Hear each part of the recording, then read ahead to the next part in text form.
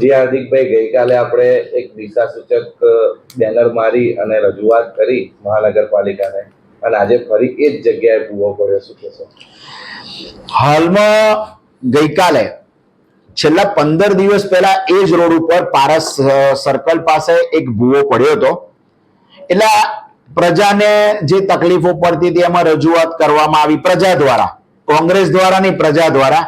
એ ભૂવો 15 દિવસ બાદ પૂરવામાં આવ્યો. એની જ બાજુમાં એક બીજો ભૂવો પડતા નડિયાદ શહેર કોંગ્રેસ દ્વારા 3 દિવસ સુધી એ ભૂવાનું કંઈ ન કરતા નડિયાદ શહેર જિલ્લા કોંગ્રેસ દ્વારા એક બોર્ડ મૂકવામાં આવ્યું કે જ્યાં સુધી 2-3-4 વ્યક્તિ પડશે નહીં, તેમને ઈજા થશે નહીં, ત્યાં સુધી આ ભૂવો પૂરાશે નહીં.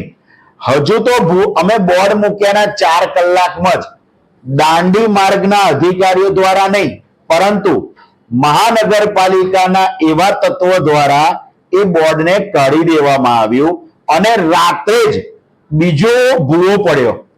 બીજું કે ઘણી જગ્યાએથી એવું જાણવા મળ્યું છે કે આ રોડ દાંડી માર્ગમાં આવે છે, પણ કદાચ આપશ્રીને ખ્યાલ નહીં હોય કે 2-3 દિવસ પહેલા નડિયાદના રાજકીય નેતાની એક પત્રિકા વાયરલ થઈ છે. તેની અંદર દાંડી માર્ગને હેરિટેજ કરવા માટેના રૂપિયા નડિયાદ મહાનગરપાલિકાના બેનર હેઠળ પાસ કરવામાં આવ્યા છે શહેરી વિકાસ દ્વારા. તો જો પ્રજાને ખબર ના પડે કે આ પૈસા આ રોડ શહેરી વિકાસમાં આવે છે, મહાનગરપાલિકામાં આવે છે કે પછી દાંડી માર્ગમાં આવે છે, માટે આ રોડ જેની ટેરેટરીમાંથી પસાર થાય એટલે કે મહાનગરપાલિકા, નડિયાદ મહાનગરપાલિકાની જવાબદારી છે સંપૂર્ણ કે આ રોડ પર પડેલા ભૂવા કે ખાડાનું તત્કાલ ધોરણે પુરાણ કરવું જોઈએ અને પ્રજાને તકલીફ ન પડવી જોઈએ. ઘણી જગ્યાએ આ લોકોના અમારા ઉપર મેસેજ આવ્યા કે કોંગ્રેસ દ્વારા આ ભૂવા પૂરવા જોઈએ, પરંતુ આ એક સામાન્ય ભૂવો નથી.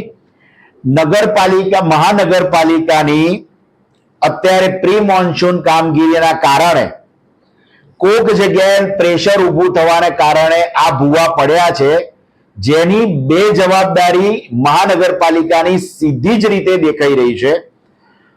અમે ગઈકાલે જ દાંડી માર્ગના અધિકારી જોડે ટેલિફોનિક વાત કરી છે કે તાત્કાલિક ધોરણે આ રોડ પર પડેલા ભૂવાને સરખા કરવામાં આવે અને આવનાર સમયમાં ફરી ભૂવા ન પડે તેના માટે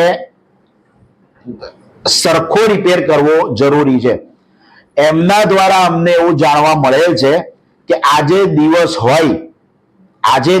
હોય ટ્રાફિકની સમસ્યા ન વર્તાય માટે ગુરુવારે રાત્રે એટલે કે 12 તારીખે રાત્રે ભૂવાઓનું કામ આ લોકો સમારકામ શરૂ કરશે અને આગળ પણ ભૂવો ન પડે અને તકલીફ ન પડે તેવું કામ દાંડી માર્ગના અધિકારીઓ દ્વારા મહાનગરપાલિકાના અધિકારીઓને જોડે લઈ અને કરવામાં આવશે તેવી અમને સચોટ માહિતી આપવામાં આવેલ છે.